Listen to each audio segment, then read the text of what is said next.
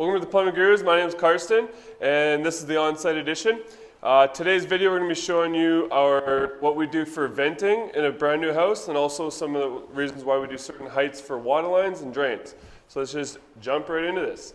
So the first thing I do when I come into a house and I'm planning is I want to figure out where my 3-inch stack is going to go. Every house needs to have a 3-inch plumbing stack going through the roof, and then it needs to increase to a 4-inch for the vent because we have really bad freezing temperatures here. Right now it's only 5 degrees Celsius, but next couple days getting down to minus 20. So it's winter for us right now. So that's why we need to have that going through there. And then it's also, you need to have a 1 3-inch stack to help vent the entire house. Not sure if that's how it is where you are. Let us know if you guys have that rule. So anyways, I like to plan where my 3-inch stack's going to go, and because there's a double vanity here, I'm able to pick up my 2 drains for my vanities in the master bathroom and pick up into this 3-inch. And now this is a 3-inch wet vent, and it can pick up the shower and the toilet. We were able to wet vent this whole bathroom off of one stack. Least amount of vents. We're not running vents separately to everything. So that's where I like to do. That's the first thing I like to do is plan out to see how little of vents I can drop, because this is trying to save money. So when I do my vent, I drill my hole, and then I put my TY up there, and I run my vents off. I plan where all my other vents are going to be going. I shoot my TY in both directions to pick up the rest of the stuff. And then when I do my main hole, fortunately for us in this situation, the framers were really kind and cut the hole for us pretty much perfectly, which was quite nice. But usually what I do is I take my tape measure and I send it all the way up to the roof, to the lower portion of the peak. So like this portion, I would put my tape measure to here, and then I measure inside the hub of the 3 by 1.5 inch double TY, and then I subtract 5 inches, 5 to 5.5 inches, and that allows for your 4 by 3 increaser. And then I take that measurement, I cut my pipe, I glue my 4 by 3 increaser in, I glue my 4-inch pipe in, I roll up the roof flange, shove it inside the 4-inch pipe, send it up, glue it in, and it works perfect every time. How long of a 4-inch pipe do you use, Karsten? Usually around 20 inches. We like to have at least 8 to 10 inches sticking out of the roof for snow, so if you don't want to get covered in snow. And what I forgot to mention is, before I glue that 4-inch pipe in, actually, I glue my 4 by 3 increaser on. I dry fit it into the TY, and then I climb up into the rafters, and I mark the hole around the roof so that I know where to cut it, pull it out, and now it's marked.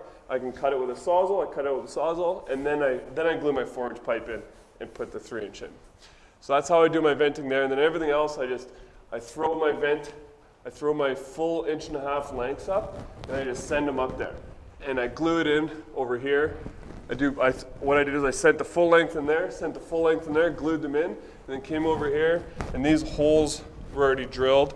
So I knew where this vent was, so I was able to measure, cut my TY in, drop my vent, and continue on. I do all my venting kind of first, and then I come back and I drop all my drains down. And everything is, very first thing I do is drill all my holes. And then when we're doing our water lines, we said we'd talk about water line heights and drain heights. So every vanity is a little bit different. These ones are really high because it's a floating vanity, and then they have drawers in here too. So we have to make sure that our drain is dead center and at a certain height, because the drawers, if you don't have it at the proper height, so a lot of times you got to just get the specs or the information on the person's vanity, because you can screw this up if we're too low, then the drawer is going to be in the way and they're going to have to modify the drawer a bunch. So we always like to make sure we do that properly. So this one's sitting a bit high. Generally I usually go between 18 and 21 inches, because counter heights are getting higher. Now they're about 34 to 36 inches. When I first started plumbing, there were 32-inch height counters. But now everybody's putting these floating vanities in. So now this one I think is at like 23 inches. But then you got to make sure you're not going to hit, because there's the height of the sink, and then the depth of the sink, and then the P-traps, and then also the drain portion that comes out. So you got to make sure that everything's going to work with it. It's a bit of planning, but better to have it done right at rough and stage than come to finish stage and have a bunch of problems.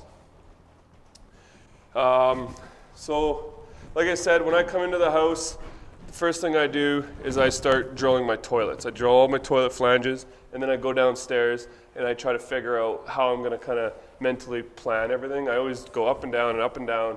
I plan the whole house out before I even start drilling any of my other holes, because once I start drilling those holes and throwing pipe in, I'm no longer really thinking anymore. I'm still kind of like have it in my head, but I've pretty much planned out the entire house, and once I've done that and I've drilled my holes, cutting pipe and gluing it together is the easy part. Doing the pre-planning and properly putting it in and making sure everything looks nice and straight is, to me, the most important part. So it's like you're doing it in sections, like you do the planning, and then once you've done the planning, you do the drilling, and then from the drilling, then you do the piping. Yep. And then you kind of get into that zone, and that's like kind of the quickest way.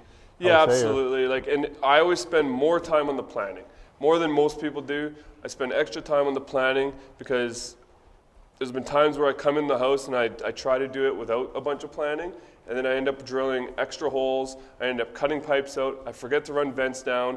Like I'll forget to run the vent down for the bathroom for the basement or something like that. And then I move to the basement and I'm like, oh crap, I don't have a vent for this bathroom. I'm gonna run back upstairs with all my tools and drill holes and cut in a vent and drop a vent. So the more you can go through your blueprints and your planning, the better it is, and you're gonna have less mistakes. And again, I saved myself by just putting this 3-inch stack here, and instead of in that wall over there, I was able to wet vent this entire 4-piece bathroom. Whereas sometimes you would have, because we can only have one sink and a drain, like three fixture units into a 2-inch wet vent, but we can have, I think, 6 into a 3-inch. So it allowed me to create less pipes, less drilling, less everything. And then over here we got a half bath. Same thing. This was kind of a tough one because, again, our heights, every one of these vanities has drawers in them, so they got the notch outs in them, but we always got to make sure we got the right heights for them. We had to do, unfortunately, there was on here, I went to drill a hole down here, and there's a double joist here, and it's the double joist for the stairs, so I wasn't able to come in here, so our water lines had to come up on the side, and our drain had to come up on the side. We're only allowed to go 135 degrees on a trap arm, so we had to put a clean out here.